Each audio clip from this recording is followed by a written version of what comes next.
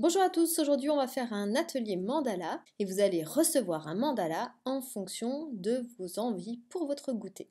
Donc au niveau du matériel, vous allez disposer sur la table tout ce que vous avez pour aujourd'hui. Donc nous on a des fraises, une pomme, une orange, des dattes, un kiwi, des amandes et des petits gâteaux. On va prévoir aussi le matériel, donc des assiettes autant que de personnes qui vont jouer, couteau économe et une planche à découper. Et l'invitation, c'est que chacun va faire la liste des éléments présents. Donc du coup, pour les plus petits, on va les aider. On va pouvoir aussi inclure des pictos pour faciliter la lecture. Et puis, on va mettre aussi un espace s'il y a besoin de stipuler les quantités. Et vous allez chacun cocher sur votre liste ce que vous avez envie de goûter.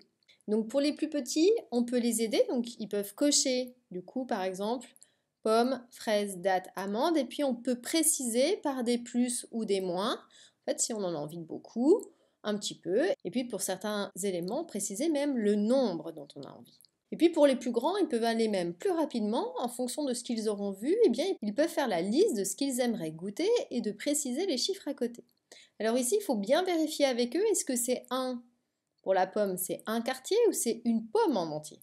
Parce que là, on peut peut-être les sensibiliser au fait que s'il y a une pomme entière et une orange entière, je ne suis pas sûre que tout le goûter va être mangé. Donc du coup, à préciser avec eux quelles sont leurs envies pour que tout le mandala puisse être mangé derrière sans qu'il y ait de gâchis.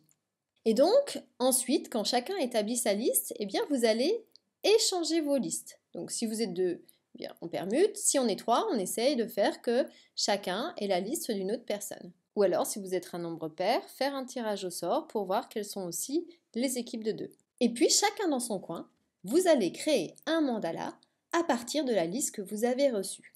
Alors, l'idée, c'est de se cacher un petit peu pour faire une surprise, pour pouvoir ensuite offrir ce mandala à la personne qui a créé la liste. Pour ceux qui n'auraient pas vu la vidéo comment réaliser un mandala de fruits, je vais vous réexpliquer comment nous allons procéder.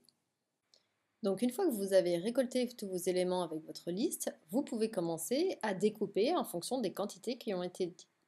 Donc ici on a dit un petit peu de pommes, des fraises un petit peu plus, 2 dattes, 4 amandes.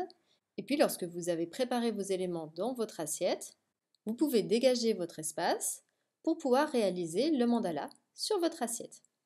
Comme pour le mandala de fruits, on va démarrer en prenant des éléments dans une famille et puis nous allons les déposer au centre de l'assiette.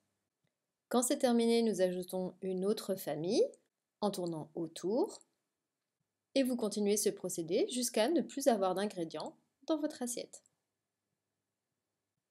Maintenant que le mandala est terminé, il est temps de l'offrir. Donc, Ayana, avec sa liste, a reçu ce mandala. Et moi, avec ma liste, j'ai reçu ce mandala.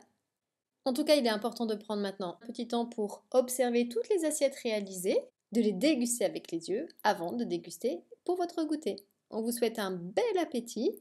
En tout cas, n'hésitez pas à nous partager toutes vos créations sur la page Facebook Mandala du cœur.